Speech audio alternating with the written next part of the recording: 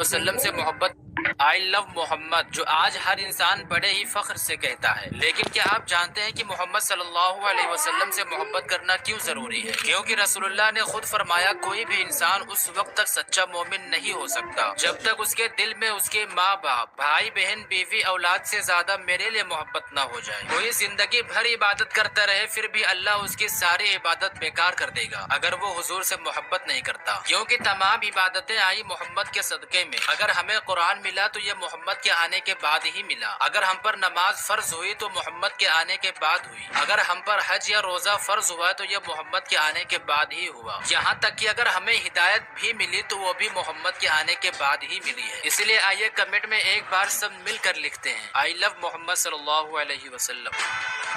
آئی لو محمد جو آج ہر انسان بڑے ہی فخر سے کہتا ہے، لیکن کیا آپ جانتے ہیں کہ محمد صلی اللہ علیہ وسلم سے محبت کرنا کیوں ضروری ہے؟ کیونکہ رسول اللہ نے خود فرمایا کوئی بھی انسان اس وقت تک سچا مومن نہیں ہو سکتا جب تک اس کے دل میں اس کے ماں باپ، بھائی بہن، بیوی، اولاد سے زیادہ میرے لیے محبت نہ ہو جائے۔ کوئی زندگی بھر عبادت کرتا رہے پھر بھی اللہ اس کی ساری عبادت بیکار کر دے گا اگر وہ حضور سے محبت نہیں کرتا، کیونکہ تمام عبادتیں آئی محمد کے صدقے میں۔ اگر ہمیں قرآن ملا تو یہ محمد کے آنے کے بعد ہی ملا، اگر ہم پر نماز فرض ہوئی تو محمد کے آنے کے بعد ہوئی، اگر ہم پر حج یا روزہ فرض ہوا تو یہ محمد کے آنے کے بعد ہی ہوا، یہاں تک کہ اگر ہمیں ہدایت بھی ملی تو وہ بھی محمد کے آنے کے بعد ہی ملی ہے۔ اس لیے آئیے کمنٹ میں ایک بار سب مل کر لکھتے ہیں آئی لو محمد صلی اللہ علیہ وسلم۔